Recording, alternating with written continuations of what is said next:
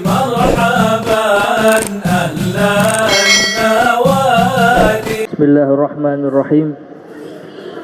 Anas radhiyallahu anhu qala, diriwayatkan daripada Anas radhiyallahu anhu, beliau berkata, qadiman nabiyyu sallallahu alaihi wasallam al-Madinata fanazala a'la al-Madinati fi hayy qala lahum Banu Amr bin Auf.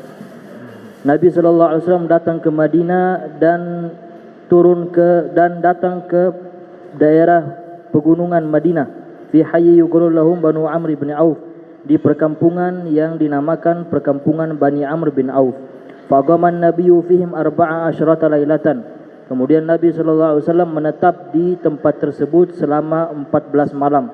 Summa arsala ila Bani Najjar. Kemudian beliau mengutus seseorang menemui Bani Najjar. Faja'u mutakallidina suyuf. Kemudian mereka pun datang dengan mengikat pedang-pedang. Faka'anni anzuru ila Nabi ala rahilatihi. Kemudian aku melihat Nabi SAW berada di atas kendaraannya. Wa Abu Bakr radhiyallahu anhu ridfuhu, dan Sayyidina Abu Bakar menjadi tumpangannya. Wa mala'u Bani Najjar haulahu, dan Bani Najjar berada di sekitar Nabi. Hatta alqa rihlahu bi fana'i Abi Ayyub, hingga kendaraan Nabi SAW sampai ke sumurnya Abi Ayyub al-Ansari. Wa kana yuhibbu ay yusalliya haitsu adrakathu shalah.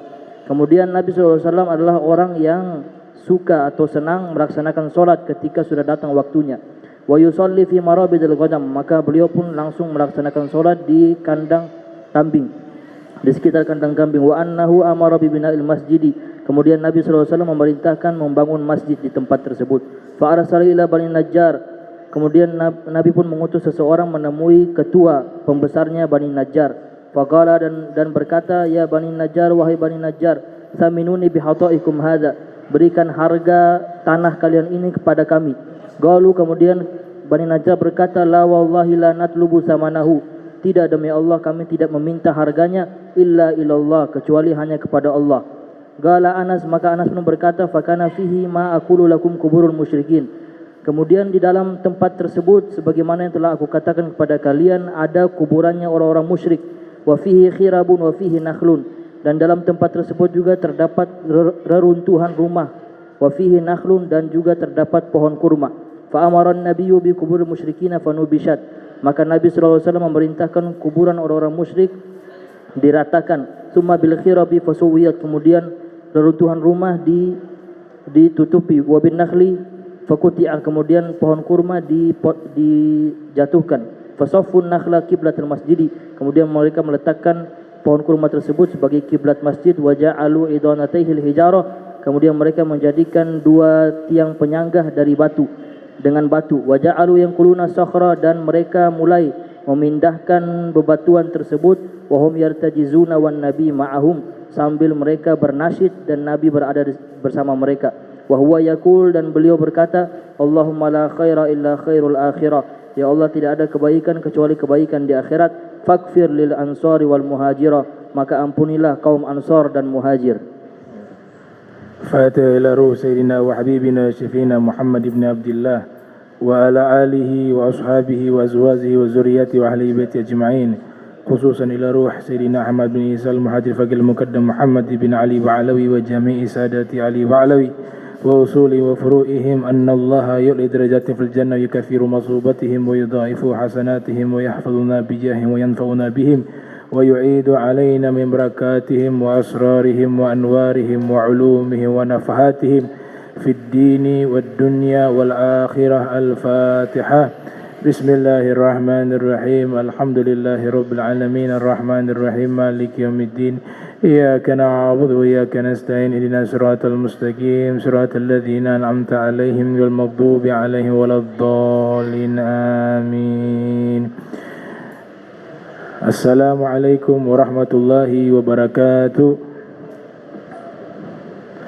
الحمد لله رب العالمين. اللهم صل وسلم على سيدنا محمد مفتاح باب رحمة الله عدد ما في علم الله، صلاة وسلاما دائمين متلازمين بدواء ملك الله وعلى آله وصحبه ومن والاه. أما بعد، سبحانك لا علم لنا إلا ما علمتنا إنك أنت العليم الحكيم ربي اشرح لي صدري ويسر لي أمري واحلل عقدة من لساني يفقه قولي وسدد لساني واهد قلبي بحق سيدنا محمد صلى الله عليه وآله وبارك وسلم يا من هو في علوه كائن يا من هو في فعله حميد يا من هو في مجده متين اللهم أكرمنا بنور الفهم وأخرجنا من ظلمات الوهم وارزقنا فهم النبيين وحفظ المرسلين وإلهام ملائكة المقربين ربنا زدنا علما وفهما وعقلا يا أكرم الأكرمين بحق سيدنا محمد خاتم الأنبياء والمرسلين يا رحمن يا رحيم وصلى الله على سيدنا محمد وعلى آله وصحبه وبارك وسلم والحمد لله رب العالمين. Alhamdulillah, puji syukur kehadirat Allah, salawat dan salam senantiasa kita curahkan kepada junjungan mulia Nabi kita tercinta Nabi Yuna Muhammad sallallahu alaihi wa alihi wa barak wasallam beserta segenap keluarga beliau, sahabatnya dan umatnya. Yang saya muliakan, saya hormati Imam Masjid Al-Muhajirin Ami Alwi Albar dan seluruh pengurus Masjid Al-Muhajirin yang insyaAllah dirahmati Allah subhanahu wa ta'ala. Sebelum kita mengkaji hadis yang diriwayatkan oleh Al-Imam Al-Bukhari, sekedar informasi, insyaAllah hari Selasa malam Rebo mulai ba'dal maghrib akan diadakan peringatan Al-Isra wal Mi'raj di Masjid Al-Amin Fala Jawa 2. Jadi jamaah yang punya kesempatan dan waktu bisa hadir insyaAllah di Masjid Al-Amin Fala Jawa 2 hari Selasa malam Rebo ba'da maghrib sampai akhir daripada acara. Hadis yang diriwayatkan oleh Sayyidina Anas radhiyallahu taala anhu qol, Sayyidina Anas mengatakan qadiman nabiyyu sallallahu alaihi wasallam al-Madinata fanazala a'la al-Madinati fi hayy yuqalu lahum Banu Amr ibn Auf. Bahwa Nabi kita Muhammad sallallahu alaihi wasallam sebagaimana yang kita ketahui, beliau dilahirkan di kota Makkah Al-Mukarramah Amul Fil, di tahun gajah. Kemudian Allah perintahkan beliau hijrah ke kota Yathrib yang nantinya Nabi rubah namanya menjadi Madinah. Nah, peristiwa tersebut ditulis dan dicatat di dalam kitab-kitab sejarah, disebutkan dengan peristiwa hijrah, yaitu Nabi berpindah dari kota Madinah, beliau menuju ke kota, berpindah dari kota Makkah menuju ke kota Madinatul Munawwarah. Ada seorang ulama bernama Izzuddin ibn Abdissalam yang diberikan gelar Sultanul Ulama, rajanya ulama di zaman beliau, yang beliau dilahirkan pada tahun 577 Hijriah dan wafat pada tahun 660 Hijriah. Dari salah satu kitab beliau yang berjudul Syajaratul Ma'arif, Syajaratul Ma'arif, beliau katakan al-hijratu hijratani. Pengertian hijrah itu ada dua macam. Yang pertama hijratul makan, yaitu berpindahnya dari satu tempat ke tempat yang lain, itu namanya hijratul makan. Ada yang kedua namanya hijratul ithmi wal udwan, yaitu hijrahnya seseorang meninggalkan dosa atau mencari tempat yang aman ketika di tempat tinggalnya membahayakan agamanya, membahayakan jiwanya dan hartanya. Itu diperbolehkan kita hijrah. Maka disebut oleh Izzuddin Abdus Salam hijratul ithmi wal udwan. Adapun para ulama syurrahul hadis seperti Al-Imam Ibnu Hajar Al-Asqalani yang lahir tahun 773 Hijriah, meninggal tahun 852 Hijriah, dalam kitabnya Fathul Bari menukilkan bahwa para ulama juga memberikan pengertian hijrah ada dua, ada hijratul ma'nawiyah, ada hijratul hissiyah. Ada hijrah yang bersifat konkret dan ada hijrah yang bersifat absolut, konkret atau yang tidak konkret, ya, hijratul hissiyah dan hijratul ma'nawiyah. Nah, hijratul hissiyah, hijrah yang konkret itu sudah selesai di masa Nabi Muhammad SAW. Artinya pahala untuk mendapatkan hijrah yang pernah dilakukan oleh Nabi dengan sahabat-sahabat beliau, dengan keluarga beliau di zaman beliau, namanya hijratul hissiyah, sudah berakhir. Sebagaimana disebutkan di dalam hadis Sahih Muslim dari Imam Muslim yang lahir tahun 204 Hijriah, wafat 261 Hijriah, dalam sahihnya Rasul sallallahu alaihi wasallam bersabda, la hijrata ba'dal fathi walakin jihad wan niyat. Sudah tidak ada lagi hijrah setelah Fathul Makkah. Fathul Makkah menurut para pakar sejarah Islam seperti Al-Imam Ibn Hisham dan juga Al-Imam Abul Qasim As-Suhaili yang lahir tahun 508 Hijriah, wafat 581 Hijriah, dalam kitabnya Ar-Rawdul Unf mengatakan peristiwa Fathul Makkah itu terjadi pada tahun 8 Hijriah. Artinya hijrah hissiyah sudah berakhir sejak tahun 8 Hijriah. Akan tetapi yang berlangsung adalah jihad dan niat. Nah, hijrah yang tidak berakhir adalah hijratul ma'nawiyah, hijrah makna, yaitu berpindahnya seseorang dari perbuatan buruk kepada perbuatan baik. Itu namanya hijrah juga, tapi definisinya hijratul ma'nawiyah. Sebagaimana hadis yang diriwayatkan oleh Al-Imam Al-Bukhari yang lahir tahun 194 Hijriah, meninggal tahun 256 Hijriah, dalam sahihnya Rasul sallallahu alaihi wasallam bersabda, al-muslimu man salimal muslimuna min lisani wa yadihi wal muhajiru man hajara ma nahallahu anhu. Orang muslim itu adalah orang yang dia memberikan keselamatan kepada saudaranya yang muslim dari kejahatan lidahnya dan tangannya. Dan orang yang berhijrah itu adalah orang yang menjauhi seluruh larangan Allah Subhanahu wa taala. Nah, ini yang dimaksud adalah hijratul ma'nawiyah. Hijratun ma'nawiyah. Kemudian Nabi kita Muhammad sallallahu alaihi wasallam beliau menjelaskan bahwa sesungguhnya beliau itu hijrah diberitahukan harinya hari Senin. Lahir juga hari Senin. Sebagaimana dinukilkan oleh Abdullah bin Abbas di dalam kitab sirahnya Said Zaini Dahlan, bahwa Ibnu Abbas radhiyallahu anhu mengatakan wulida Rasul sallallahu alaihi wasallam yaumal itsnain. Nabi sallallahu alaihi wasallam dilahirkan pada hari Senin.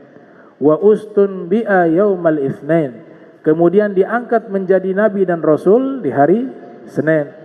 Wa kharaja muhajiran mim Makkah ilal Madinati yaumal itsnain. Dan Nabi keluar dari kota Makkah menuju kota Madinah juga terjadi di hari Senin. Wa qadimal Madinata yaumal itsnain. Dan Nabi tiba di kota Madinah juga hari Senin. Wa tufiya yaumal itsnain. Dan Nabi wafat juga di hari Senin. Wa rufi'al hajarul aswad yaumal itsnain. Dan hajar aswad akan diangkat juga pada hari Senin. Jadi Allah pilih hari istimewa untuk Nabi kita Muhammad sallallahu alaihi wasallam dua, hari Jumat dan hari Senin. Sebagian ulama menambahkan dengan hari Kamis dan malam Jumat.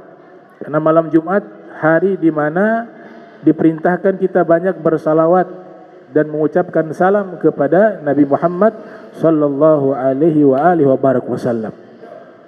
Kemudian disebutkan ketika Nabi tiba ke kota Madinatul Munawwarah, ada seorang pendeta yang pekan lalu saya sempat jelaskan bernama Abdullah bin Salam, pendeta Yahudi, masuk Islam hanya dengan menatap wajah Nabi Muhammad sallallahu alaihi wasallam.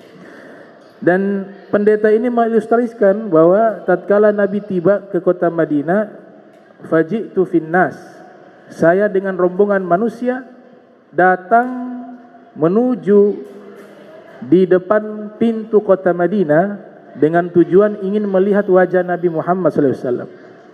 Sehingga dikatakan oleh Abdullah bin Salam, faji'tu finnas li anzura ila wajhihi falamma ra'aitu wajhahu alimtu anna wajhahu laisa biwajhin kadzab.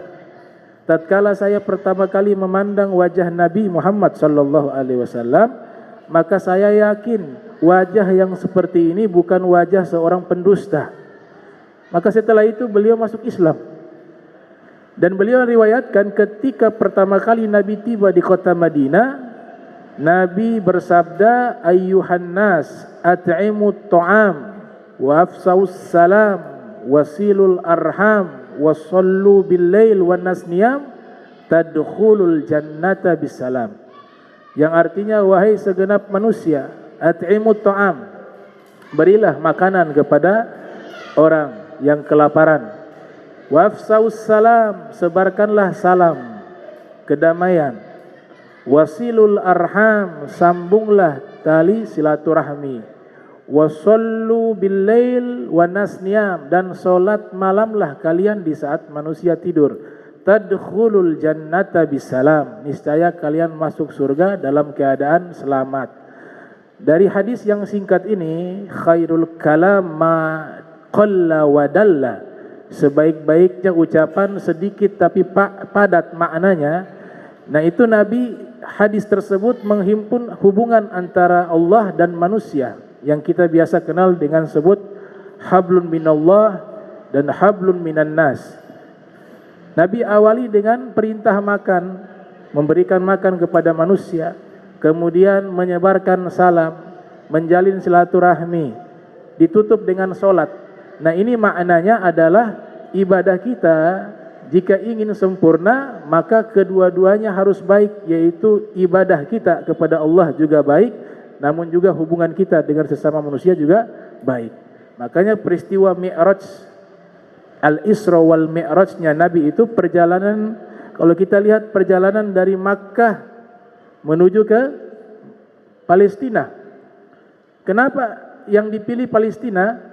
Sebenarnya diajarkan silaturahmi. Di Makkah itu Nabi Ibrahim punya anak Nabi Ismail.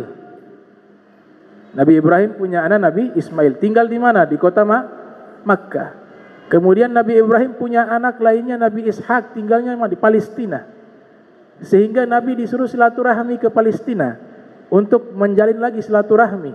Karena keturunan daripada Nabi Ismail adalah Nabi Muhammad SAW. Sedangkan keturunan para Nabi Bani Israel adalah keturunan Nabi Ishak. Dan ini ada hubungan famili yang bersambung kepada Nabi Ibrahim. Sehingga diperintahkan Nabi untuk secara filosofi untuk silaturahmi lagi kepada familinya.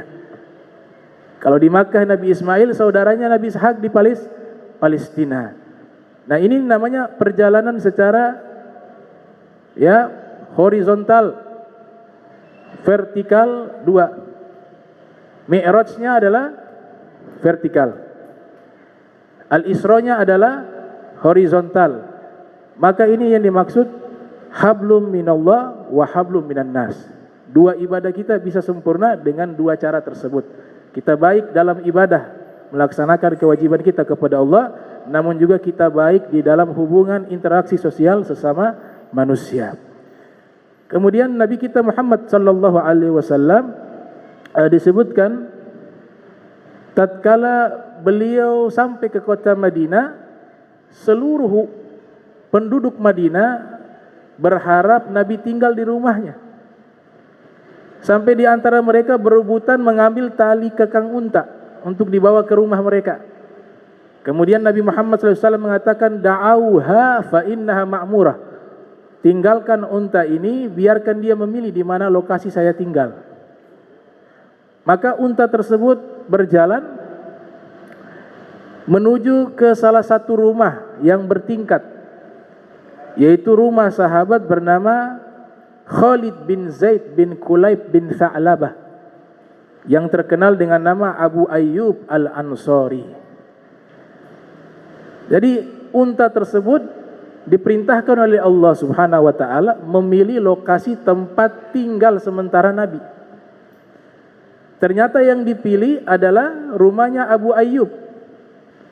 Al-Imam Qurtubi, seorang ulama ahli tafsir Spanyol Andalusia yang lahir tahun 600 Hijriah, wafat pada tahun 670 atau 671 Hijriah.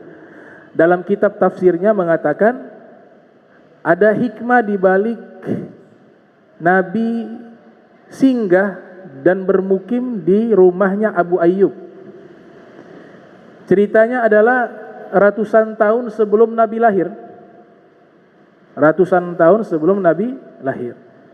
Diceritakan oleh Imam Qurtubi dalam tafsirnya, dulu ada seorang raja namanya Malik Tubba, raja Yaman. Ini Malik Tubba, seorang raja Yaman, pergi ke Makkah. Setiap daerah yang disinggahi oleh Raja Tubba selalu dimuliakan oleh penduduk dari tempat tersebut. Tapi ketika tiba di kota Makkah, penduduk Makkah justru lebih memuliakan Ka'bah dibanding Raja Tubba. Akhirnya muncul dalam hati Raja Tubba ingin menghancurkan Ka'bah dan niat memindahkan Ka'bah di Sona'ah, di Yaman. Ketika sudah muncul niat buruk tersebut, Allah timpakan penyakit namanya juzam, penyakit kusta, lepra. Datang tabib untuk mengobati, tidak bisa sembuh. Makin lama makin parah. Kemudian mengeluarkan aroma yang tidak sedap dari tubuhnya. Datanglah seorang ahlul kitab, orang yang paham tentang kitab-kitab Taurat wal Injil yang asli. Datang menghampiri raja tersebut, ia katakan, wahai raja, saya bisa sembuhkan penyakitmu, tapi dengan syarat engkau ceritakan apa yang sedang engkau niatkan. Maka sang raja mengatakan, saya berniat ingin menghancurkan Ka'bah. Ulama tersebut mengatakan, itulah yang menyebabkan engkau tertimpa penyakit. Sekarang engkau rubah niat tersebut, jangan menghancurkan Ka'bah, tapi sebaliknya engkau akan memuliakan Ka'bah. Maka sang raja yang namanya Malik Tubba itu merubah niatnya. Yang tadinya hendak mau menghancurkan Ka'bah, ia merubah niatnya justru untuk memuliakan Ka'bah. Maka selang beberapa waktu sembuh dari penyakitnya. Saking bahagianya sang raja atas kesembuhannya, ia menggunakan al-kisa, Ka'bah yang tadinya tidak ada kain penutup. Dia perintahkan seluruh anak buahnya mengirim kain-kain yang berasal dari Yaman. Bahkan disebutkan disulam dengan benang emas. Kain tersebut dikirim dari Yaman menuju ke Makkah. Kemudian Malik Tubba memerintahkan untuk memakaikan kain tersebut sebagai penutup Ka'bah. Yang sebelumnya Ka'bah tidak ada penutup kain, disebut dengan kisah. Al-Imam Al-Hafiz Ismail bin Umar ibn Kathir yang lahir tahun 700 Hijriah, wafat 774 Hijriah, dalam kitabnya Al-Bidayah wan Nihayah mengatakan, awwalu man kasal Ka'bah fahuwa Malik Tubba. Orang pertama yang memakaikan kain penutup Ka'bah, dia adalah Raja Tubba.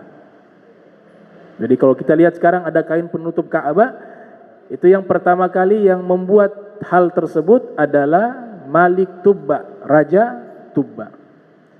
Kemudian dia tanya kepada ahli kitab tersebut, engkau telah menyembuhkan penyakitku, maka mintalah hadiah apa saja aku akan berikan. Maka ini ahli kitab, dia tidak minta harta, dia tidak minta jabatan, tapi dia minta satu, diantarkan dia ke tempat yang namanya Yathrib. Maka sang raja heran. Pada waktu itu, sebagaimana dikutip oleh Syekh Yaqut Al-Hamawi dalam kitabnya Mu'jamul Buldan, Yathrib pada masa itu daerah yang tidak ada penghuni dan bukan jalur perdagangan. Jalur perdagangan itu biasanya ke Syam dan Yaman, tidak lewat kota Madinah, tidak lewat Yathrib. Jadi tidak ada apa-apa di situ.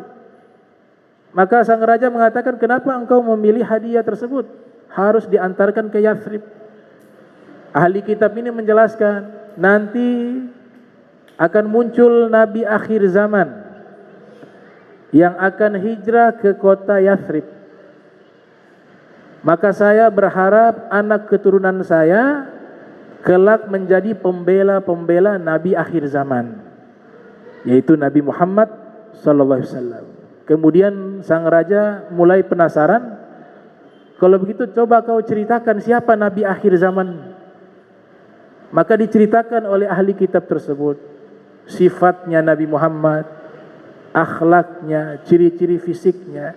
Karena Nabi Muhammad SAW ini diceritakan secara spesifik di dalam kitab-kitab samawi terdahulu, sehingga dikatakan mereka lebih mengenal Nabi Muhammad dibanding anak mereka sendiri, yaitu golongan Yahudi dan Nasrani. Karena setiap ayat pasti di situ mengabarkan Nabi Muhammad.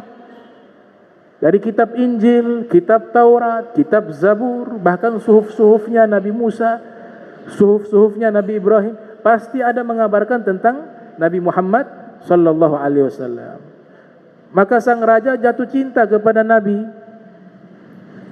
mendengar bagaimana akhlaknya, fisiknya, pangkatnya di sisi Allah Subhanahu wa taala, umatnya nanti seperti apa, diceritakan secara rinci. Sang raja memerintahkan sekretarisnya menulis surat. Ditulislah surat. Surat tersebut dari Raja Tubba kepada Nabi Muhammad, padahal Nabi Muhammad belum lahir. Ditulis, kemudian dimasukkan ke dalam amplop surat, diberikan kepada ahli kitab tersebut, ulama ahli kitab tersebut. Dia katakan kepada ulama ahli kitab tersebut, kalau engkau punya anak, tolong engkau wariskan surat ini, dan wasiatkan lagi kepada anaknya untuk diberikan kepada anaknya lagi, terus menerus, sampai nanti saya berharap surat saya sampai kepada turunanmu yang bertemu dengan Nabi Muhammad. Maka diberikanlah surat tersebut kepada ulama ahli kitab. Dibawa oleh Raja Tubba sampai ke Yathrib. Jadi dia bawa istrinya juga. Dibawa istrinya, beberapa budaknya, akhirnya mereka mukim di Yathrib. Sang raja sebenarnya ingin tinggal di Madinah, di kota Yathrib. Namun dia sebagai raja harus kembali ke kampung halamannya sebagai pemimpin. Maka dia minta izin kembali ke Yaman dan meninggal di Yaman, di Sona'ah. Sebagaimana yang dijelaskan oleh Al-Imam Abdul Wahab Sya'rani dalam kitabnya Tanbihul Muqtarrin, yang lahir tahun 898 Hijriah, meninggal 973 Hijriah.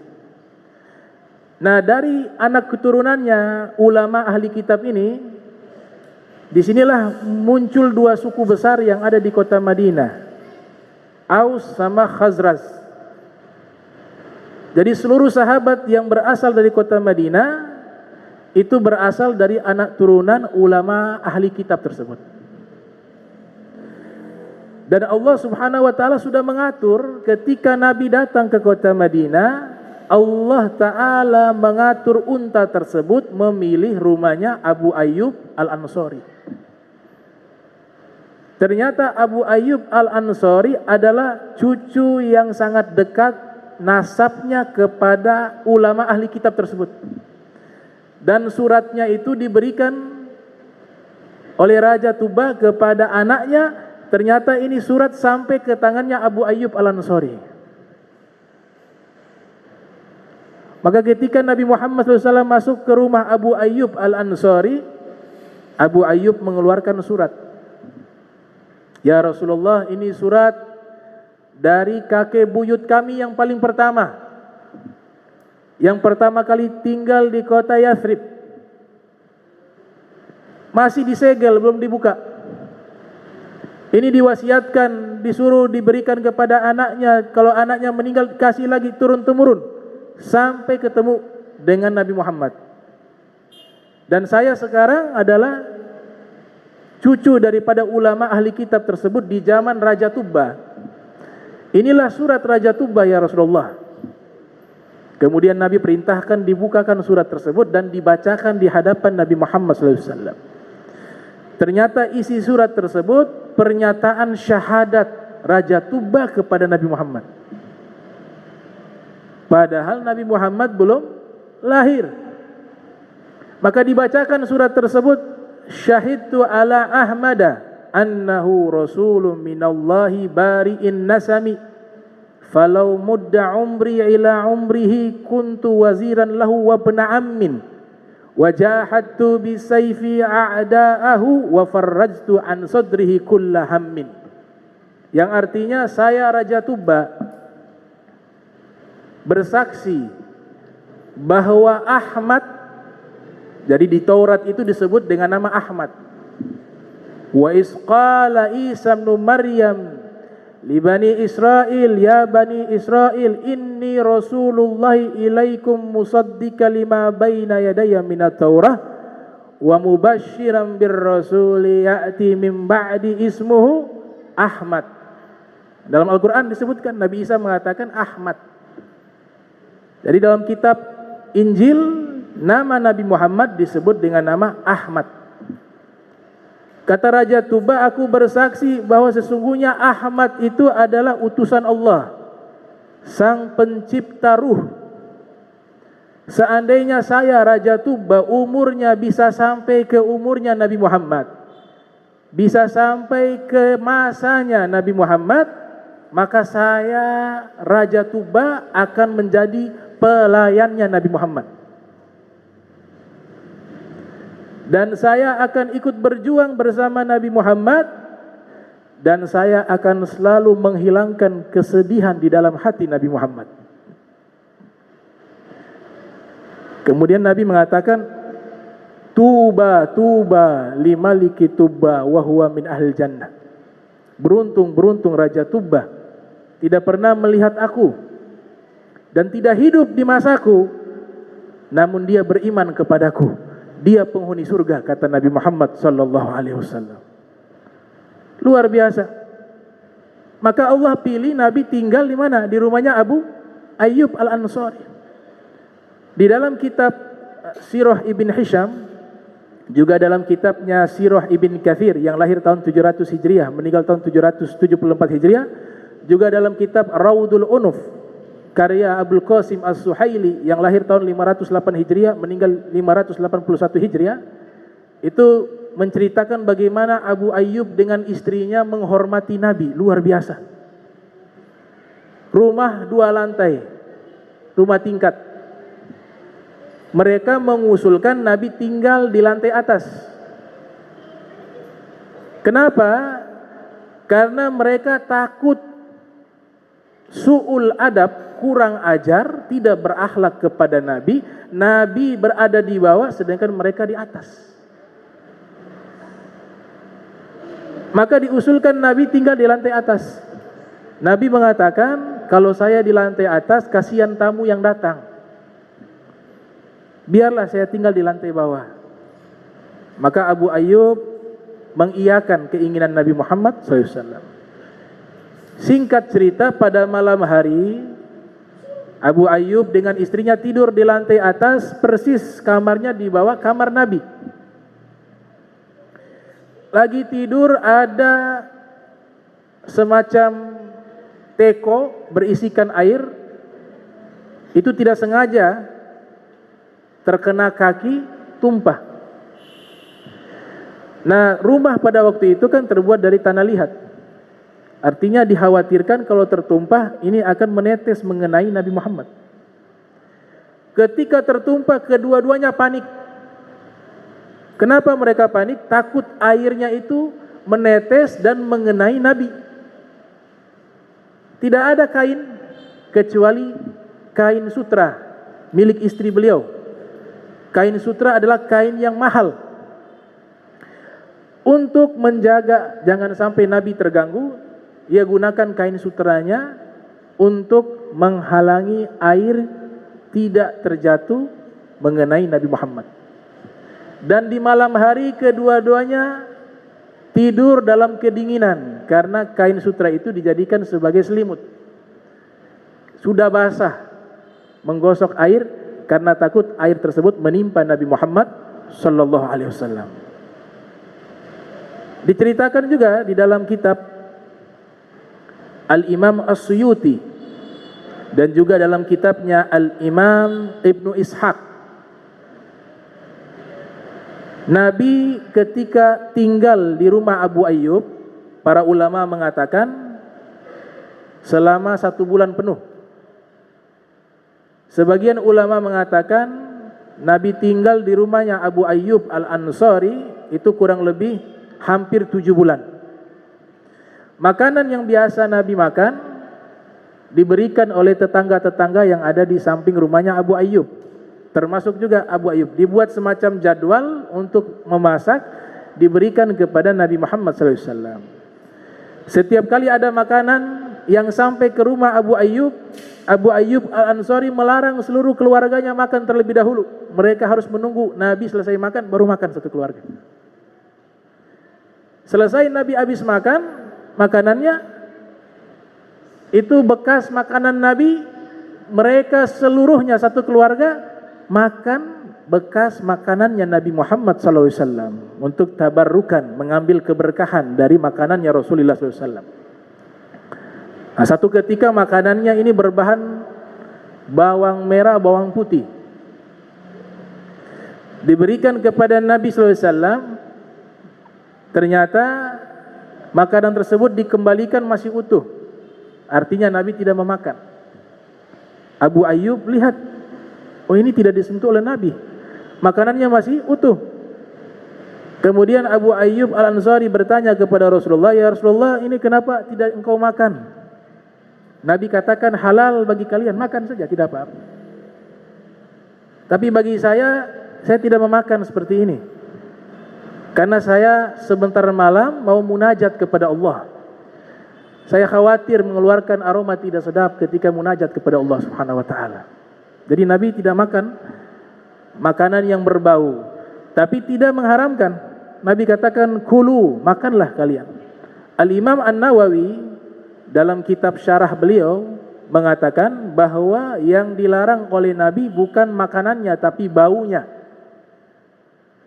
Karena dalam hadis yang lain Nabi mengatakan man akala hadhil baqlah fala yaqrabanna masjidana hatta tadhhaba rihuha.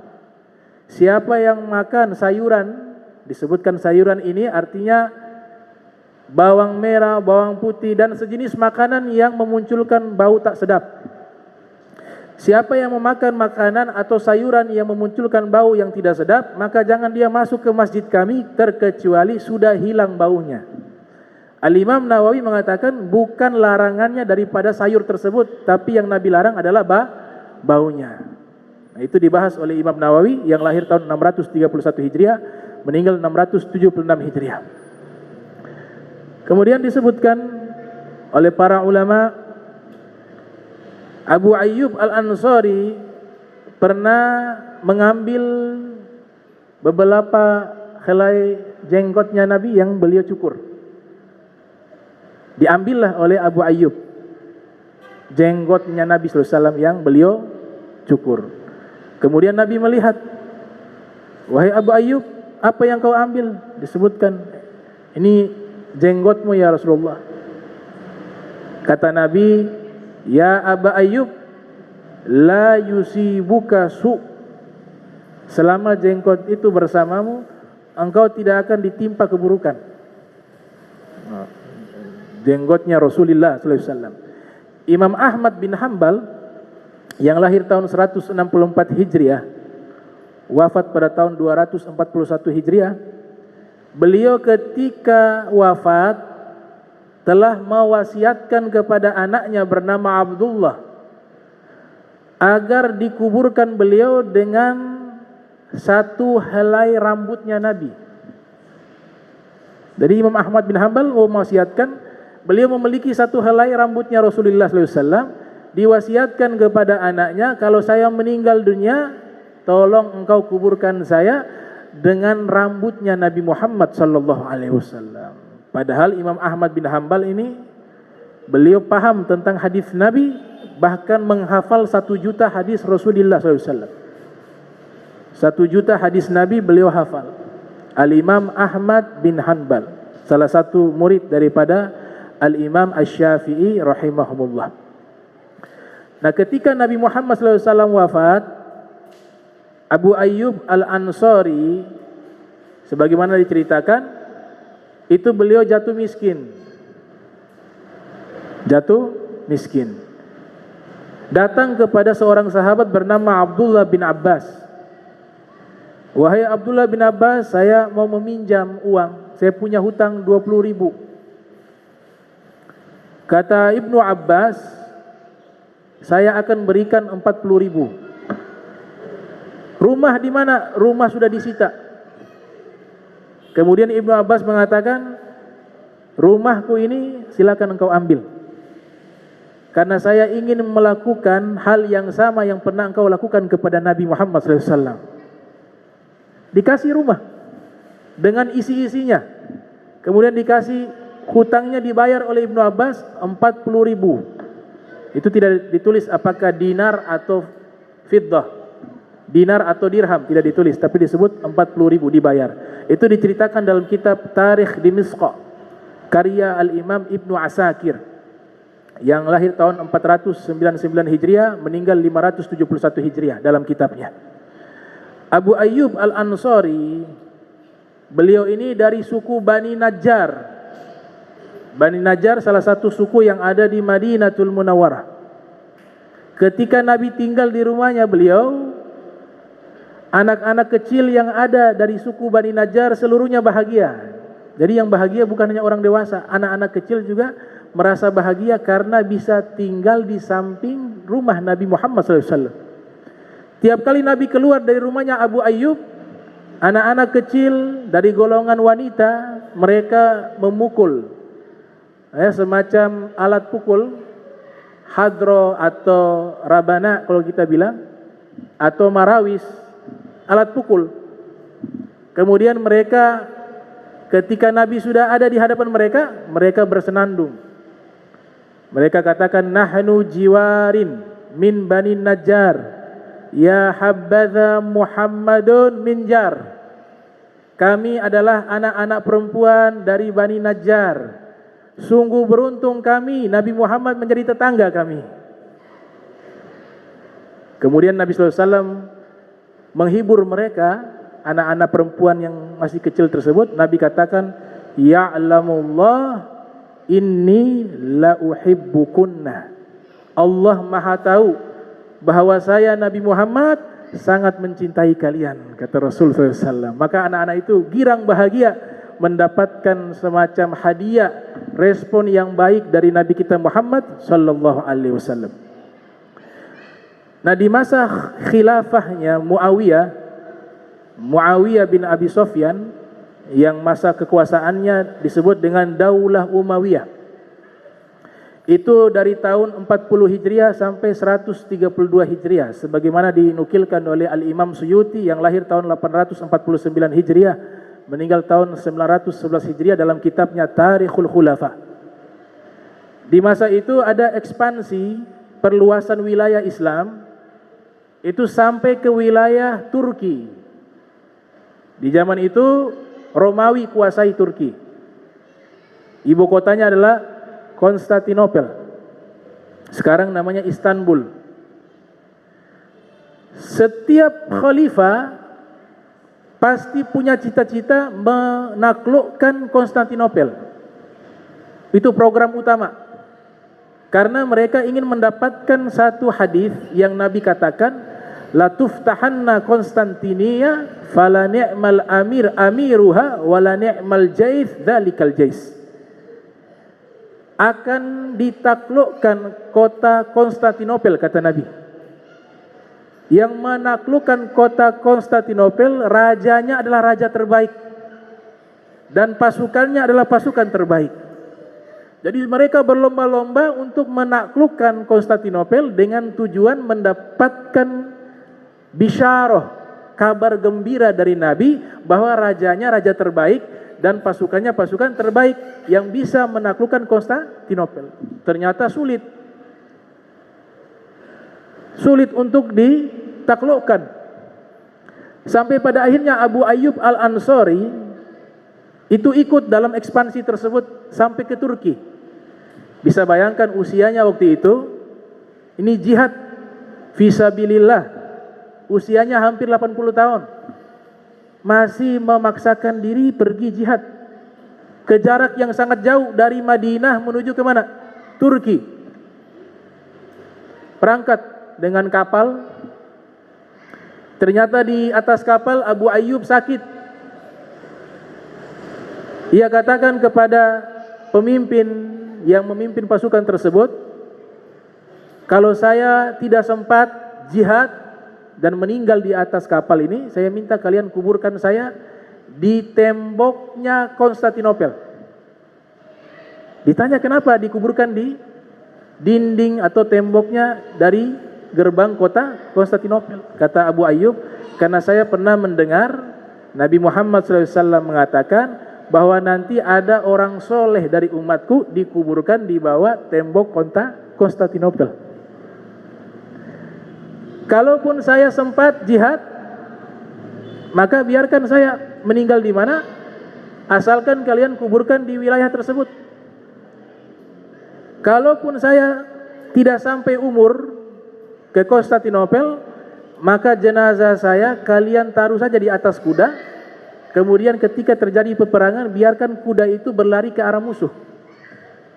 Saya berharap nanti kuburan saya itu jauh dari tempat tinggal saya, sehingga di hari kiamat Allah mencatat bahwa saya berjihad dengan jarak yang begitu jauh. Setiap daripada hitungan kilometernya itu dihitung pahala oleh Allah Subhanahu wa taala. Ternyata benar beliau meninggal di Turki dan dikuburkan di Konstantinopel. Itulah Abu Ayyub Al-Ansari rahimahullah.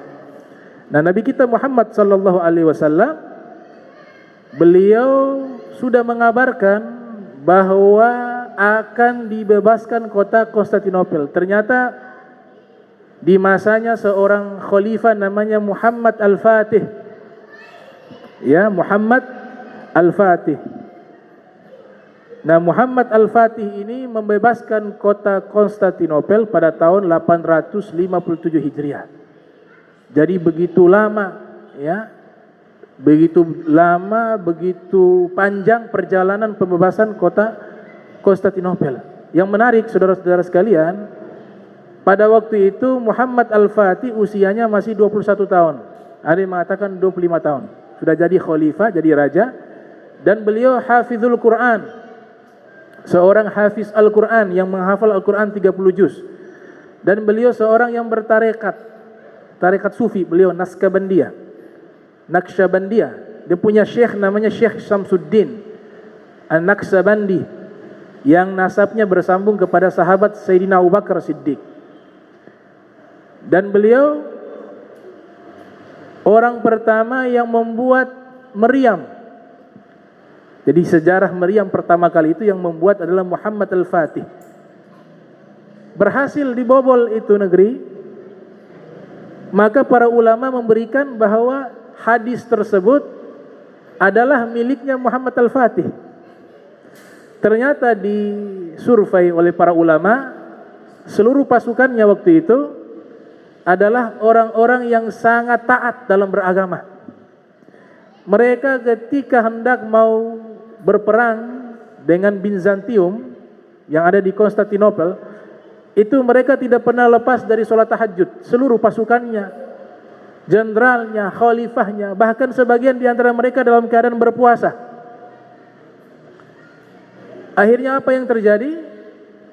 Tahun 857 Hijriah, Konstantinopel berhasil dibebaskan dan dikuasai oleh Muhammad Al-Fatih.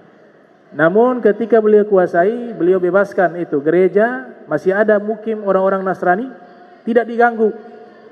Mereka beribadah dengan agama mereka, dijaga oleh Muhammad Al-Fatih, tidak diganggu. Kemudian beliau bahkan disebutkan ketika masuk sama seperti Nabi ketika masuk ke kota Makkah, yaitu menundukkan kepala, bentuk tawadu. Beliau masuk juga demikian, menundukkan kepala. Nah, ini sejarah singkat tentang hijrahnya Nabi Muhammad sallallahu alaihi wasallam. Allahumma jam'ana hadza jam'an marhuma wa tafarraqna min ba'di tafarraqa ma'suma wa la taj'al minna wa la minna syaqiyya wa la mahruma. Allahumma nadzih qulubana anit ta'alluqi biman dunak waj'alna min qaumin tuhibbuhum wa yuhibbunak. Subhanaka bihamdika asyhadu an la ilaha illa anta astaghfiruka wa atubu ilaih. Wa sallallahu alaihi Muhammadin wa ala alihi wa sahbihi wa barak wa sallam wa lafu minkum. Wassalamu alaikum warahmatullahi wabarakatuh.